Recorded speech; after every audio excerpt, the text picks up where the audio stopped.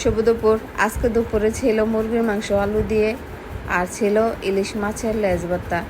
কাঁচামরিচ শুকনো মরিচ দুইটা দিয়ে আমি মাছের ভর্তাটা করছি, খেতে অসাধারণ ছিল।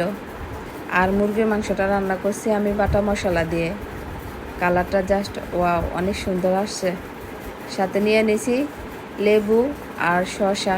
আজকে কাঁচামরিচ ছিল না, এই জন্য কাঁচামরিচ নেই নাই। মুরগির মাংসটাও খেতে খুব ভালো ছিল। বাটা মশলা তরকারিতে এমনিও খেতে ভালো লাগে।